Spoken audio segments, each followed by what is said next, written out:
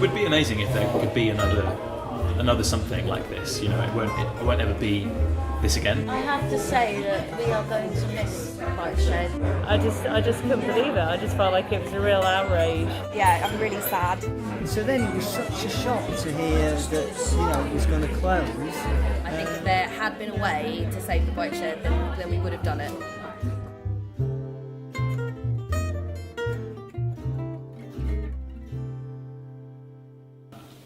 Mike Tyson, the boxer. Yeah, the one that got accused of sexual harassment. Well, it was rape, actually. He went to prison. Yes, but he always denied it, didn't he? I had this little Lego set when I was a kid that had these magnets in, and I was graduating when they set up. I remember interviewing David Lockwood, actually, just interviewing him about how and why he set up the bike sheds, and learning that it was sort of a bit by accident, in that he and Finn just wanted to put a play on, and this was the space that they had available, and then that was successful enough to put on another play and another play, and it sort of became the venue. And we went all over Exeter looking at attics and garages and all sorts of different spaces, and we came down here and it was an abandoned Chinese restaurant. First of all, it was disgusting. It needed a lot of work doing to it to get it clean. The other thing was how it divided up really well into three spaces. You had a really clear bar area, front of house area, you had a really clear auditorium and a really clear stage. People came in through the back door, that was the fun, because this was the stage.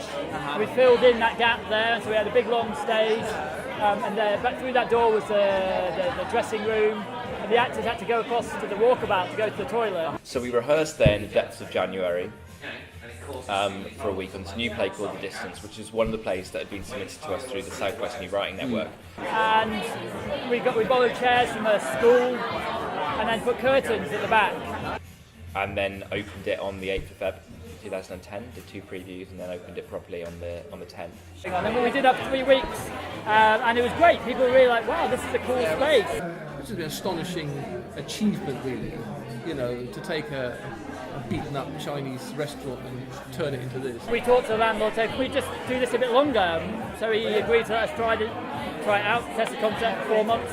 Yeah. We did 3 of our own productions in that time, and we had friends come down, and we did weird cabaret nights, and we had some really dodgy theatre, and we just made something, and we had a lot of fun, and no one got paid, and people chipped in. So the Bike Shed 2010 was everything that we wanted it to be. It was a theatre that was putting on new writing that we were directing and producing, and it was a bar that was a nice, cool place for us and our friends to go to. Kind of bar area has been kind of upgraded and spruced up a bit since then. I reckon every pound we've earned in this theatre, we spent over the bar. 2 over the bar. So I came here, got a job on the bar, and spoke to Emily, who's the artistic developer, and was like, I've got this idea, blah, blah, blah. And she was like, okay. And I think she thought it was a bit mental. She was like, okay, yeah, that sounds interesting. Just do a scratch night. And I was like, okay, I'll do a scratch. Basically, I'd like more to look like I'm not saying I'm stunning, but in comparison. So what we provide is 3 levels of support. There's like grassroots, which basically is the scratch nights. I'll meet anybody for a coffee and have a chat with them. The newsletter, which goes out on a weekly basis. And the unit space, which is a place where people can come do residencies. I mean, what did she do all day before? I was at work. Shall I take the meeting? Demonstrate? Best not. They made these rules which govern us today. Between their 16th and 17th year, every resident of the kingdom must find themselves a kin. Failure to do so leads to expulsion, which equates to death. More ego supplanted, wanting all the glory. Tony wondering, will this be my legacy? And then there's the next level up, which is people that we are specifically interested in developing and pushing. People have been really receptive to chatting about stuff and going, oh, what are you working on next? And often, how can we help to make that happen? How can we support that in some way? And we also have worked with Worklight Theatre, who Joe's here today. They do labels and monster. So Katie Villa, for example, who has done Wild, is somebody that we identified as somebody we wanted to support, so we gave her free tickets to the theatre for a year. So that's something that was very specific to her, to allow her to come out and see theatre.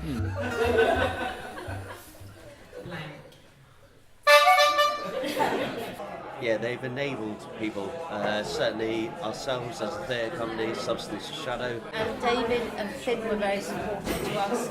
You know, anything they can do personally to connect you up, you know, they see it as kind of, there's no skin off their nose. And it's things like that that can end up being incredibly useful.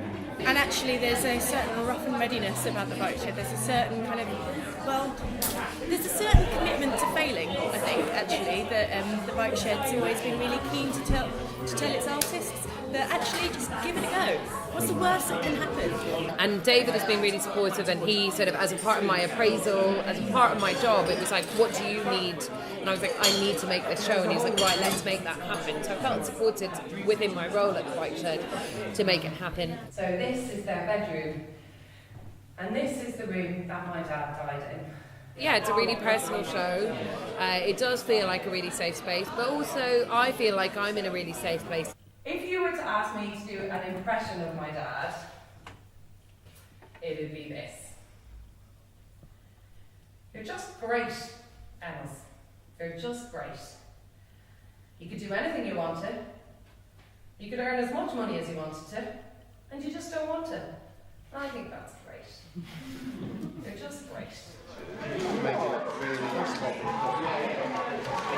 got Knox. Just they have a little bit of coffee in there. As soon as I discovered the bike shed, I essentially made it my mission to work here. From the first moment I walked in, I thought the aesthetic was just incredible. I got a really good vibe from the space. Nice little intimate place, you know, just a few seats. The bike shed created a home for us which doesn't exist for us anywhere else actually in the country. And it's a real family atmosphere here. It's a very exciting space to perform in. Theatre doesn't have to be done in that traditional theatre space. And I definitely think in places like this where the auditorium is so small and it's so intimate, you really feel a connection with the people on stage. I mean, I've seen a load of amazing plays. I've seen some that have literally just made me go... They've provided the kind of inspiration for ourselves to make grassroots theatre, essentially. There's never a dull moment here. I've met so many really interesting people, seen so many theatre shows that I perhaps wouldn't otherwise have seen.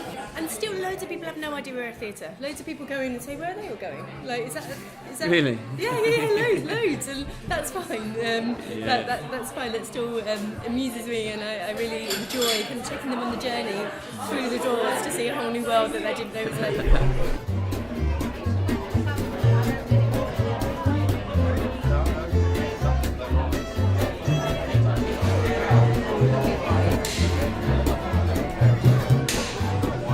When I heard that it was closing, it's just like, I just couldn't believe it.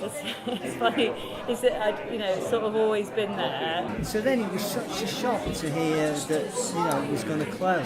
I have to say that we are going to miss the bike shed. I just couldn't believe it. I just felt like it was a real outrage. The decision to close was not one that was come to lightly, so it was a bit of a long process, and we definitely as an organisation knew before the public did, because we had to make sure that we put the message out correctly and responsibly as well. There was definitely talks when we first heard. We sort of tried to do that, but in the end it was just sort of financially not something that we were viably able to do. I think if there had been a way to save the bike shed, then we would have done it. I just thought, Jesus, what else is going to get cut back in the county in terms of arts infrastructure? Let's have a debate about theatre and the arts.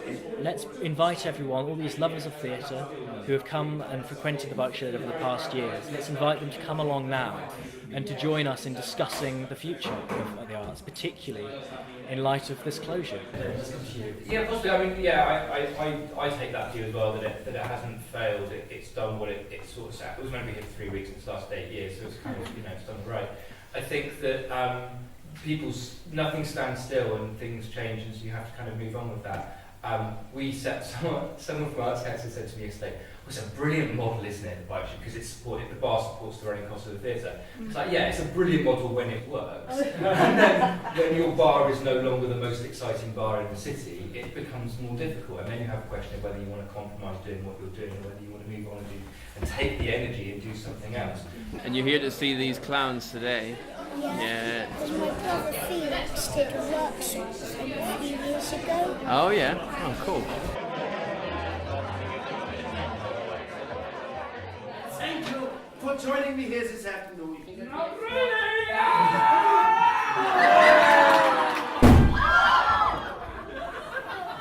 I think what's wonderful about the Bike Shed has been that it's very much a value-based organisation, so the values of community, the values of supporting artists, the values of the way that you treat people and the way that you kind of work towards supporting independent organisations in the city, that's always been there since the very beginning. If it's done right, that a community can be built around a theatre space, which makes it slightly more than just a factory where you go in one end, see the show and then leave the other end. I just hope, this will sort of serve as a template of what it can be like, and hopefully it will be recreated.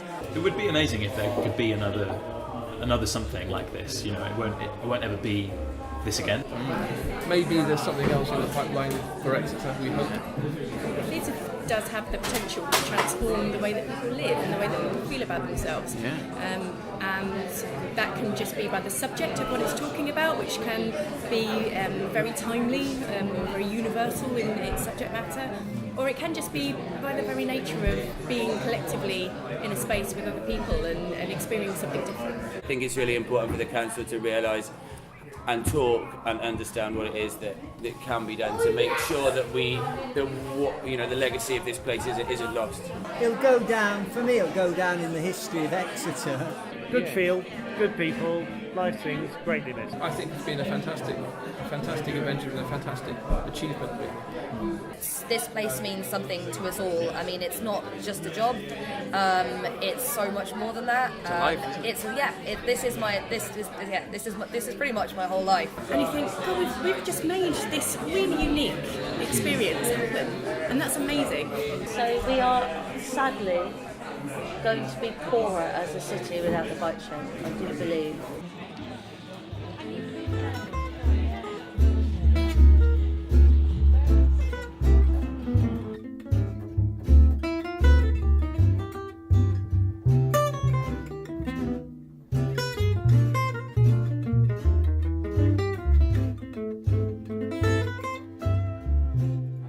I think I've come to appreciate, David Lockwood, how entrepreneurial he's been and what a huge thing he's grown. I'm not actually 100% sure what David's going to go on to, but I know he's going to go on to do something brilliant. We couldn't have opened the Bike Shed if we hadn't had stuff from Common Players gave us stuff, the Phoenix gave us stuff, Signet gave us loads of stuff. And through time, all these organisations helped us. We had Lights and Tobacco Factory, we had drapes from Theatre Royal Plymouth. You know what I mean? That generosity that you have in the Southwest and within the sector is great. We're sort of 4 weeks after the Bike Shed's closed now, so I'm kind of in a slightly different headspace from it. But, and I don't know whether this is just kind of wishful thinking that I want there to be stuff that carries on, but I am encouraged by the fact that there are loads of conversations happening in the city in terms of what happens. I would like them to be more joined up, I don't know whether I'll give it another kind of few weeks before I go, if no one else is going to do this, and I'm talking to other people about bringing those conversations together. The Bike Shed has done an awful lot for Exeter, and then Exeter and Devon in general is a lot richer for it. So thank you very much. Cool. Thank you. Sorry to be something more to have to edit. You're nobody till somebody loves you. You're nobody till somebody cares. You may be king, you may possess the world and its gold, but gold won't bring you happiness when you're growing old. The world still is the same you never change it. As sure as the stars shine above, you're nobody till somebody loves you. So find yourself somebody to love.